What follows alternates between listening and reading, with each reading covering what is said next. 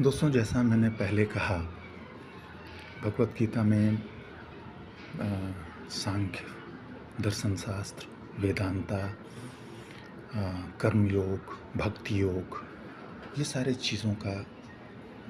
चीज़ें समाहित है उसमें।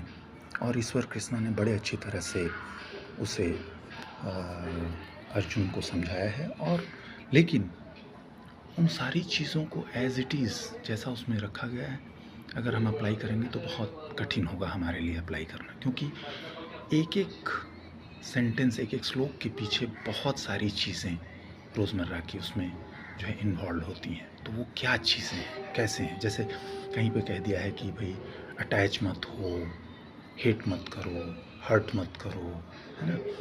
कर्म करो बिना फल के। ये चीज़ें हैं क्या? वास्तविक ज़िंदगी में मैं कैसे जीता हूँ और मैं किन चीज़ों में लिप्त हूँ?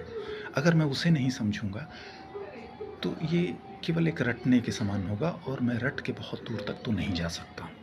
क्योंकि समझना और किसी चीज़ को आँख बंद करके रट करके फॉलो कर लेना दो अलग-अलग चीज़ें हैं। ज़िंदगी जीवंत है, यहाँ हर चीज़ हर पल बदल रहा है, हम और आप भी बदल रहे हैं।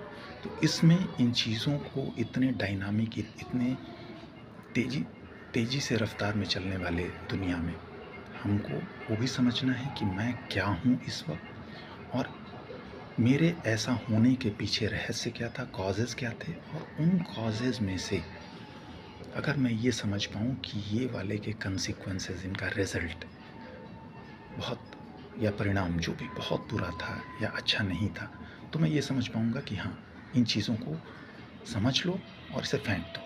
जैसे घर में हम झाड़ू लगाते हैं, कचरे को फेंक देते हैं, उसी तरह से इन चीज़ों को पहचानना। एक चीज़ मैं बताऊँगा कि फ़िज़िकल दुनिया में हम कठिनाइयों को बहुत आसानी से देख लेते हैं और देखने के बाद अगली बार हम रिपीट नहीं करते। गड्ढा देखा तो अगली बार आँख देखता है भी, हाँ गड्ढा है कि नहीं, और फिर मैं उसे क्रॉस करता हूँ।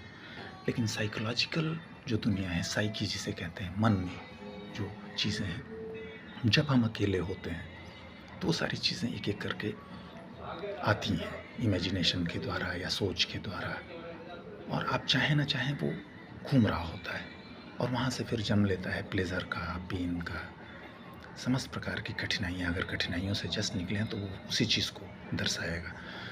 तो साइकोलॉजिकली कैसे अपने आप को बहुत सुदृढ़ रखा जाए, और सुदृढ़ रखने का एकमात्र मार्ग है सेल्फ नॉलेज, आत्मज्ञान, आत्मबोध, स्वयं को जानना। तो अगले वीडियो में हम